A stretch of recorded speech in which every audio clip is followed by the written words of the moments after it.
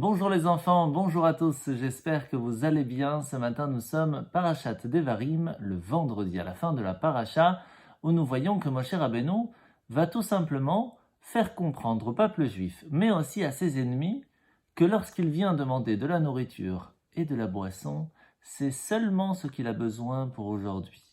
Il ne vient pas pour essayer de prendre toute la nourriture des autres, cela ne sert totalement à rien, car en fin de compte, lorsqu'on vient dans le ciel plus tard, on ne repart pas avec tout cela. Et pour vraiment comprendre ce que le roi Salomon vient nous dire sur cela, une phrase en français qui dit « Vanité, tout n'est que vanité ». Qu'en fin de compte, tout ce qu'il y a dans ce monde, ce n'est rien de très intéressant. Seulement l'étude de la Torah, seulement l'accomplissement des mitzvot a vraiment une force extraordinaire. Pour comprendre cela, nous allons raconter l'histoire de Nabuchodonosor, Nebuchadnezzar en hébreu, qui est venu, qui a conquéri le monde, au point qu'il va tout simplement se construire un palais extraordinaire et demander à un certain moment que tous les rois dans le monde viennent le servir en tant que Dieu, comme si c'est lui qui était Dieu, qu'il ne voulait même plus vivre avec les humains. À ce moment-là, il va faire un rêve qu'il est en train de se comporter comme un animal. Et c'est là que le prophète Daniel va venir lui expliquer. Tu te crois comme un dieu, tu verras que tu vivras comme un animal.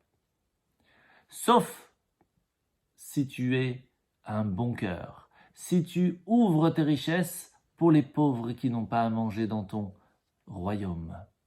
C'est ainsi que pendant 12 mois, pendant plus d'1 an, les trésors du palais étaient ouverts pour tous les pauvres.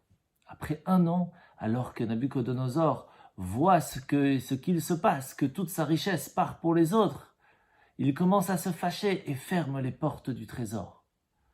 Quelque temps plus tard, il commence à devenir fou, à se jeter par terre et à être comme un animal pendant plus de 7 saisons.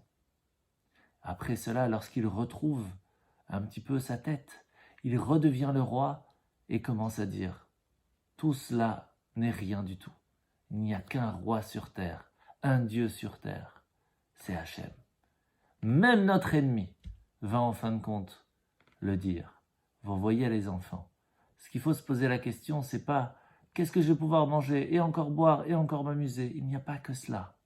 Si vous voulez vraiment faire quelque chose qui va rester pour toujours, aidez votre ami, aidez votre famille, parce que ça, c'est la plus belle des choses qui restera pour l'éternité.